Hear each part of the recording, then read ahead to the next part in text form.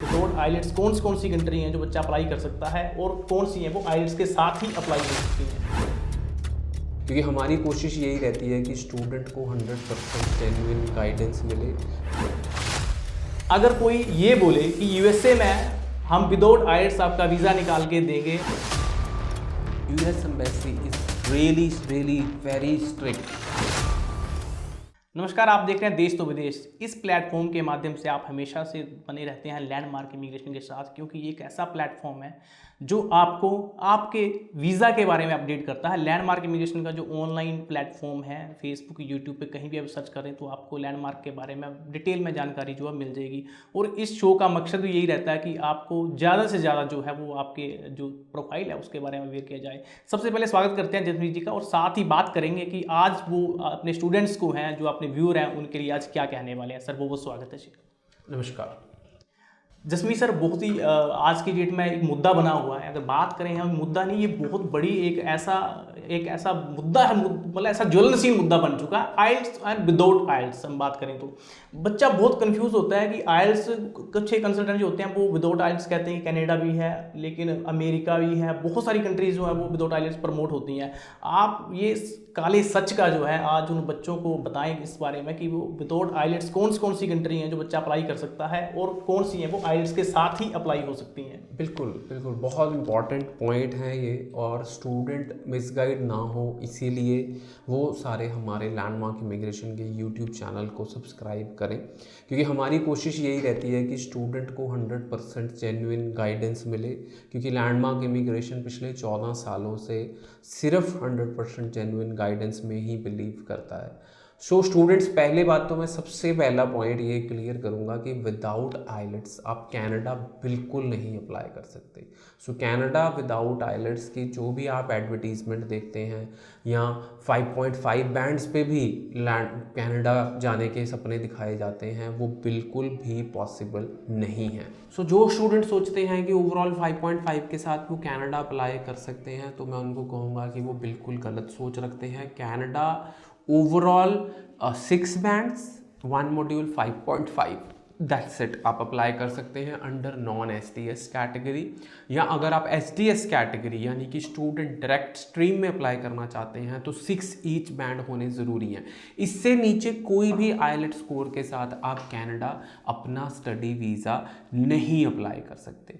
अब बात करते हैं कि कौन से कंट्री में मैं विदाउट आइलेट्स अप्लाई कर सकता हूँ। यस, अब आ जाती है बात यूएसए की। यूएसए में नॉर्मल जो रिक्वायरमेंट है यूनिवर्सिटीज़ की वो है 6.5, नो बैंड लेस देन 6, अगर आपको अच्छी यूनिवर्सिटी में अप्लाई करना है। बट वो वेवर देते हैं। सपोज आपने जो लास्ट क्वालिफिकेशन है वो इंग्लिश में की है और आपके पास उस क्वालिफिकेशन का प्रूफ है, तो आप मीडियम ऑफ इंस्ट्रक्शन लेटर देके अपने लिए आइलेट्स का वेवर मांग सकते हैं।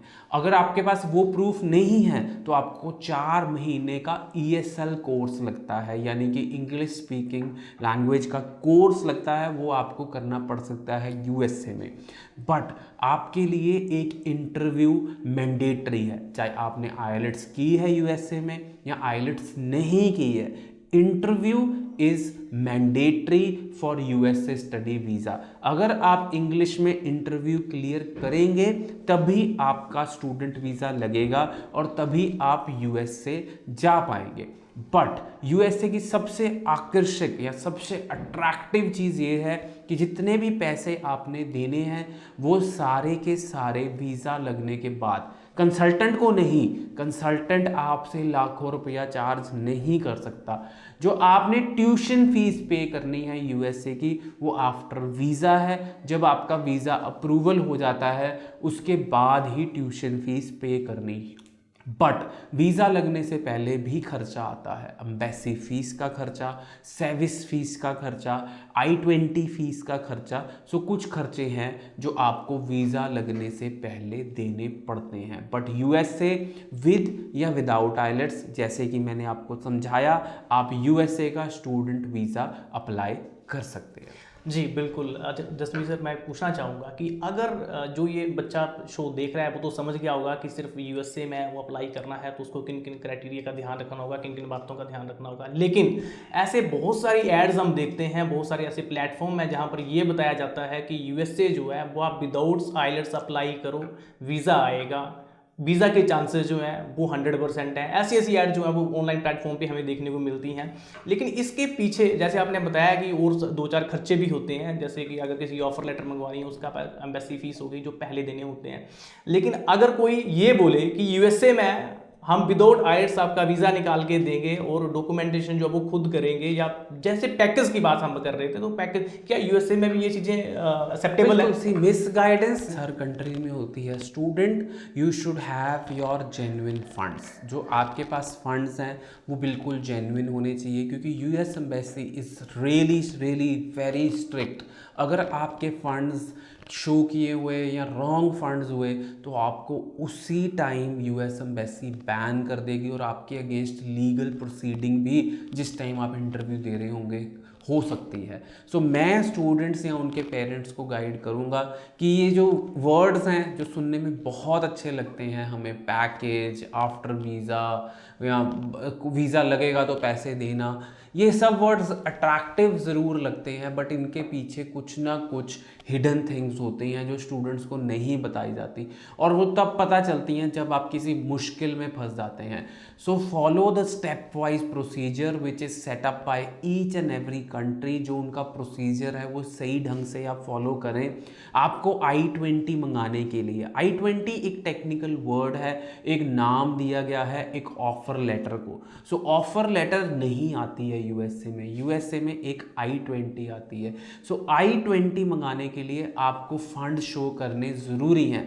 वो किसी यूनिवर्सिटी की रिक्वायरमेंट $30,000 हो सकती है, किसी यूनिवर्सिटी की रिक्वायरमेंट $40,000 हो सकती है, बट वो फंड्स पुराने हों, नए हों, या आपके अंकल शो कर रहे हैं, आपके आंट शो कर रहे हैं, आपके ग्रैंडफादर शो कर रहे हैं, ग्रैंड मदर शो कर रहे हैं, कोई भी शो कर सकता है। So those funds have to be genuine, and जो भी आपके फंड शो कर रहा है उसके बारे में आपसे एम्बेसी में पूछा जा सकता है कि आपके फंड्स ये क्यों शो कर रहे हैं। सो उसका रीज़न आपके पास वैलिड होना चाहिए। सो I-20 मीन्स ऑफर लेटर तब शो होगी जब आप अपने एजुकेशनल डॉक्यूमेंट्स देंगे, जब आप अपने फंड्स के डॉक्यूमेंट्स देंगे, और अगर आप मास्टर्स में एडमिशन ले रहे हैं तो जब आप अपनी लेटर ऑफ रिकमेंडेशंस देंगे, अपने एक्सपीरियंस लेटर्स देंगे, तब आपको एक I-20 इशू होगी। सो I-20 जब इशू होती है उसके ऊपर आता है service number. So service number से आप पे करते हैं सर्विस फीस, और सर्विस फीस आप पे करके अपनी इंटरव्यू अपॉइंटमेंट ले सकते हैं। और जब आप अपनी इंटरव्यू अपॉइंटमेंट लेते हैं तब आप इंटरव्यू के लिए अपीयर होते हैं। और सबसे बढ़िया बात ये है कि सेम डे आपको पता लग जाता है कि आपका वीज़ा लगा है कि नहीं लगा है। अगर इंटरव्यू के दौरान आपका पासपोर्ट वीज़ा ऑफिसर रख लेता है तो आपका वीज़ा अप्रूव हो गया है, और अगर इंटरव्यू के दौरान वो आपका पासपोर्ट आपको वापस कर देते हैं तो आपका वीज़ा मतलब कि रिफ्यूज़ हो गया है। सो रिफ्यूज़ल के केस में भी बहुत सारे रीज़न हो सकते हैं। कई बार स्टूडेंट नर्वस हो जाता है, इंटरव्यू देने के टाइम स्टूडेंट नर्वस हो जाता है, उसको कम्युनिकेशन समझ नहीं आती, उसको इंटरव्यू का प्रोसीजर समझ नहीं आता, क्योंकि इंटरव्यू में ना आपको बिठाया जाता है, खड़े खड़े ही आपका नंबर आता है और आप उसी टाइम अपने नंबर के पॉइंट ऑफ व्यू से एक विंडो पे जाते हैं। बहुत सारी विंडोज़ वहाँ पे लगी होती हैं और आप एक विंडो पे जाते हैं और उनके पास 2 या 3 मिनट का समय होता है आपकी इंटरव्यू लेने के लिए। उस 2 या 3 मिनट में आपने आई कांटेक्ट बनाना है वीज़ा ऑफिसर के साथ और उसको कन्विंस करना है कि आप जेन्युइन स्टूडेंट हो। कई बार उस 2-3 मिनट में वीज़ा क्लियर करना बहुत मुश्किल हो जाता है और स्टूडेंट नर्वस हो जाता है। सो आप सेकेंड टाइम अपॉइंटमेंट फ़ीस दे के अपनी अपॉइंटमेंट ले सकते हैं और सेकेंड टाइम भी यूएसए का रीफाइलिंग करके वीज़ा के लिए एम्बेसी में जा सकते हैं। जी बिल्कुल, अगर आपने अभी तक लैंडमार्क इमिग्रेशन का ये पेज जो है फॉलो नहीं किया है, यूट्यूब को सब्सक्राइब नहीं किया, तो आप मान के चलो कि आपने बहुत बड़ी गलती कर दी है।